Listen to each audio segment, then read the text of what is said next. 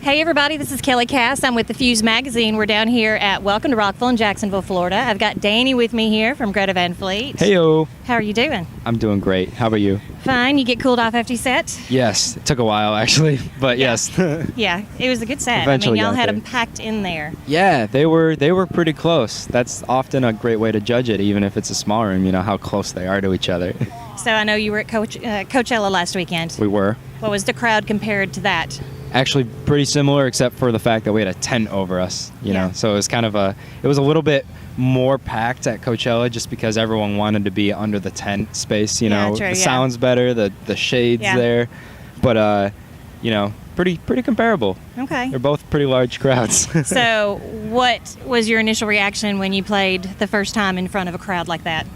It was actually back last June or July, and we played Summerfest in Milwaukee. I don't know if you're familiar with that. It's a very large festival, and we opened for Shinedown. Yeah. So it was, there were like 13,000 people there, and we were not really much of anything yet, and it was very, very intimidating. But it ended up being so much fun. The build-up's always, harsh, and it's hard to tell the difference between adrenaline and nerves until you get on the stage and then you start playing the first song, and it's just like as soon as you start it just all goes away and it turns into so much fun. Now you said how much different it is recording in a studio as playing live, because you have to find that spot, and it's really hard with the crowd. You can feed off the crowd. So how did you actually end up finding your mentality to be able to focus and get your music done in the studio? It helped that we were all at the same level. Yeah. So we were all kind of in it together. We all kind of learned the studio arts ourselves as a unit, which is great. So we're all equal in that. On the same page. There's no one with, I have more experience than you, like that kind of deal. It doesn't really exist. So that's a great thing. But yeah, we had a great producer / engineer. He engineered us at the time, Al Sutton from Detroit, and he was literally like a godfather. How did you find him? He was recommended to us by a lot of different other people that we had met at the time in Detroit. One of them is Vinny Dombrowski. He's the lead singer of Sponge. Yeah.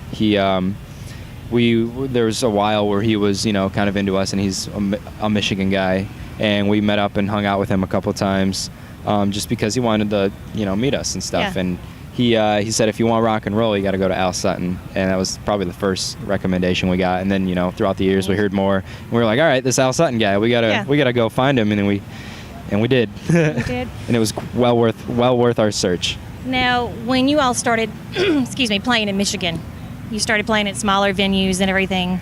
Yeah. What were some of the venues you first started playing at? I remember good old White's Bar in Saginaw, Michigan. It's probably literally like a 40-person cap bar. It's tiny, but that's where we really became Greta Van Fleet. Because when I joined the band, it was a little bit different. What's up? Oh, hey. Hey, Jake. Any words from Jake? How are you? Any words from Jake? How are you? I love you all. I love you all. I love you all. I'll drop in on one of yours later. Amazing. Right? Nice to meet you. Where were we?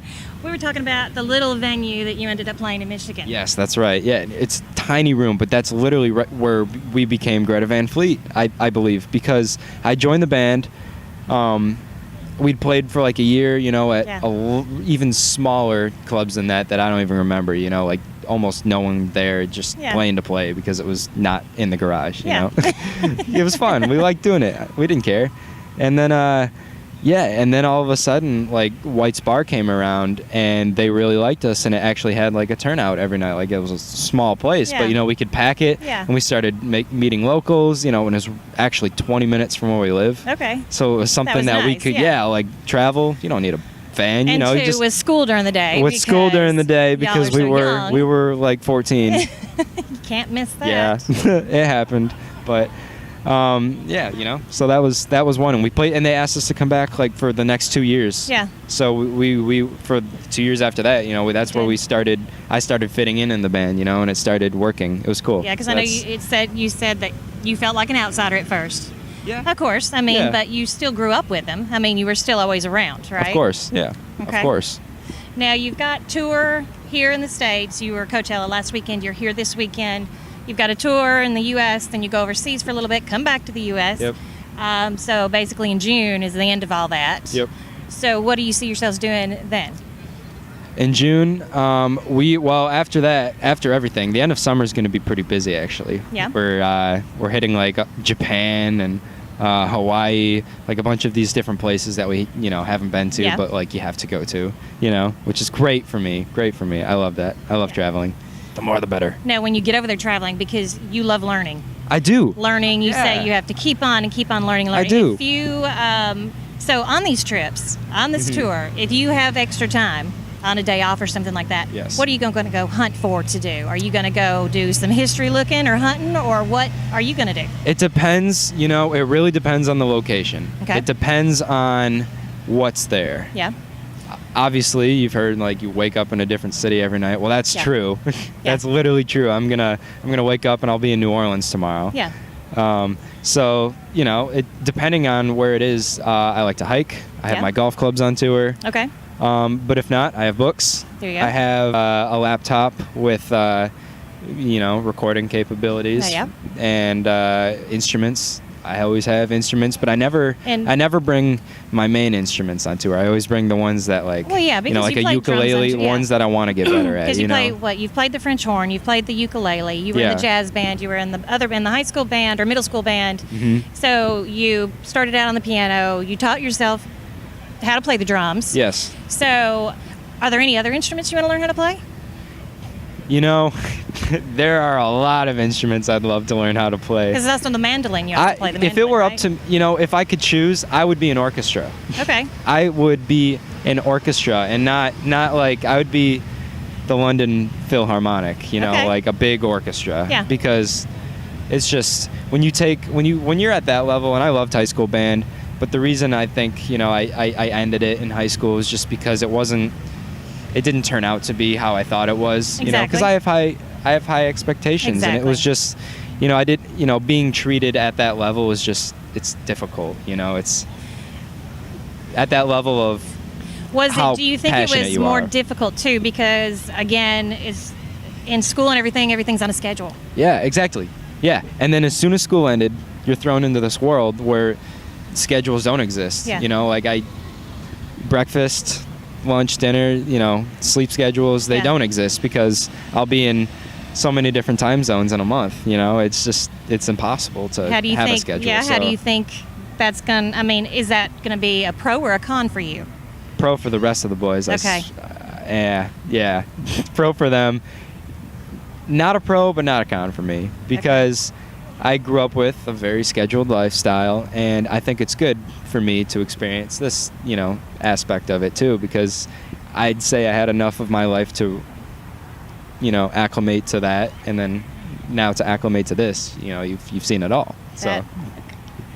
All right. Also, now, if you could be, say, any other band, if you could pick any other band to be in and just jump in, take over. The Beatles. The Beatles. That's what you want to do. Yep. You want to be the drummer? Final answer. Or do you want to play? Yeah, you want to do something different. What's cool about the Beatles, and like the reason I chose that is because they're all multi-instrumentalists themselves. So like, was there a bass player? Yes. Did he only play the bass? Not a chance. There's so much piano and so much organ and all that stuff, and they all played it. Like they so that's the band I want to be in because they were not afraid to do that. When one person wrote a song, they brought it to the table, and then they finished the song, and the rest of the guys are like, all right, and they use it as motivation to write a better song. But they loved each other, so it was just like a perfect mixture of everything. It was great. And y'all have already tons and tons of songs ready. Yes, we do. So when are we going to get our hands on more of them? I know this summer. Okay, because Well, I know you've got a full-length debut album that will be coming out because you just did the EP in November. Mm-hmm. So not a date set yet. Not a date set Still yet. hanging on. Nope. I tried. But we have like it narrowed down to like a month, maybe Yeah. couple months. Yeah. June, July. Yeah. June, like hopefully no later than July. You know, that time. We'll probably announce it sometime in June or something. We'll see. Well, whatever. Now, a lot but of now your I have to kill you because you know. There. See, no total details, but I've got Yep. I got a little bit. Okay. Yep. Now, a lot of your shows sold out in under 15 minutes. You're doing couple nights in cities, you know, instead of just one night. What did y'all think about that when y'all started hearing, bam, tickets on sale? Oh crap, they've already sold out. Bam, bam, bam, bam. What did y'all first say to each other? You know, I think my parents' reaction to it would probably be much more sufficient because they were just, you know, thrown off the wall because they were here through this whole thing too. But yeah. I was pretty floored. We have like group texts that are you know, Greta Van Fleet band with our manager and stuff, and he sends us all the time when shows are sold out in minutes, and it's an exciting thing because it's not anything any of us have ever seen. Our manager even, like, you know, he hasn't really seen that in an act ever at this stage. So it's cool. Very humbling that our crowds, our fans are quick. Yeah. You know, that's a great crowd. Of you. Yeah. They have priorities. Yeah. You know, it says a lot about them. It really does. I'm thinking about you. Now, when you first got to hear your music on the radio, the first time you heard your song on the radio, what'd you do? Were y'all together or? We were. It was local radio. Yeah. I was a freshman or sophomore, so it was early on.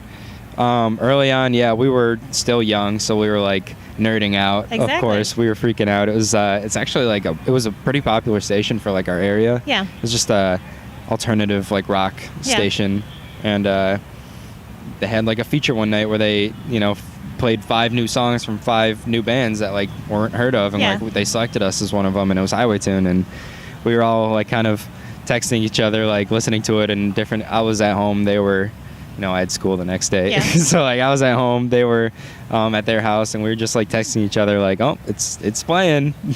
You know, it was cool. It was fun. It was a great feeling. Do you think all this touring and being literally under each other's feet all the time, do you think that's going to bring you closer together or kind of push you away from each other? I don't think it's really going to do much of anything to the situation, because we've kind of spent the last 4 or 5 years just like this. You know, that's why we've acclimated to touring so well, just because it's not really a huge difference. There's not really a huge difference. We grew up like doing road trips and stuff. We drive down to Florida and Alabama, Tennessee all the time, like South Carolina. You know, we did road trips growing up all the time in high school and stuff too. So like it was, you know, it was pretty easy. I think we'll do just fine. They grew up with each other, you know. Yeah.